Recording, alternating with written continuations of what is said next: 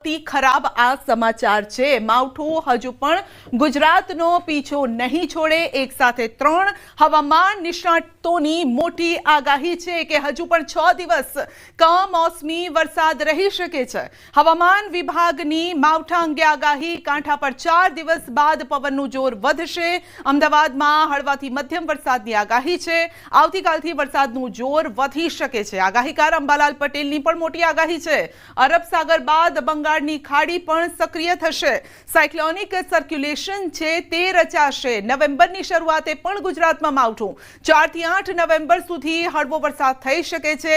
નવેમ્બરમાં વાવાઝોડું પણ આવી શકે છે। આગાહીકાર રમણીક વામજાની પણ મોટી આગાહી છે। નવેમ્બરમાં પણ વરસાદ પીછો નહીં છોડે ને હજુ પણ કમોસમી વરસાદ થતો રહેશે। 3 થી 5 નવેમ્બરે ભારે વરસાદનું અનુમાન। આવનારું વર્ષ જો કે સારું રહેવાની એક આગાહી કરી છે વામજાએ। डिप्रेशन में मेनली इसी का इफेक्ट रहेगा। इसकी वजह से अगले हम 7 दिन तक रेनफॉल एक्टिविटी एक्सपेक्ट कर सकते हैं गुजरात रीजन में और सौराष्ट्र कच्छ में। जहाँ तक बात है अलर्ट की, तो ऑरेंज अलर्ट दिया गया है सौराष्ट्र कच्छ में डे 1 से लेके डे 4 तक। कल अगर देखते हैं तो ऑरेंज अलर्ट अमरेली भावनगर में है। उसके बाद फिर अमरेली भावनगर गिर सोमनाथ जो कोस्टल बेल्ट है up to Porbandar orange alert है। और डे 4 में गिर सोमनाथ और साथ में ये जूनागढ़ साथ में पोरबंदर के लिए ऑरेंज अलर्ट है। धीरे धीरे आ सिस्टम सरकती जશે અને રાજસ્થાનના ભાગોમાં થઈને પૂર્વ ભાગોમાં થઈને લગભગ દેશના પૂર્વીય ભાગોમાં જવાની શક્યતા રહેશે। તેના વચ્ચે સાયક્લોનિક સર્ક્યુલેશન રચાશે અને આ સાયક્લોનિક સર્ક્યુલેશનના કારણે અને ટ્રફ રેખા બનતા હજુ પણ ગુજરાતના ભાગોમાં વરસાદ થવાની શક્યતા રહેશે। ત્યારબાદ લગભગ નવેમ્બરની શરૂઆતમાં બંગાળ ઉપસાગર સક્રિય થશે।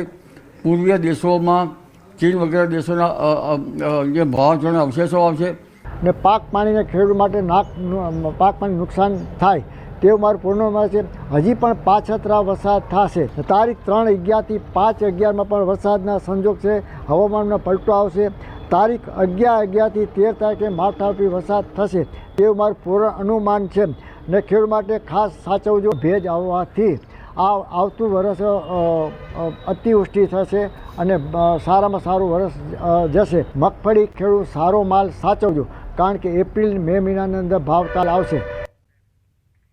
ખેડૂતો માટે અતિ ખરાબ સમાચાર। આવતીકાલથી ફરી વધી શકે છે વરસાદ। હવામાન નિષ્ણાત અત્રિયા શેટ્ટીનું અનુમાન છે ગુરુ શુક્રવારે ખેડૂતો માટે બની શકે છે આ બંને દિવસ ઘાતક।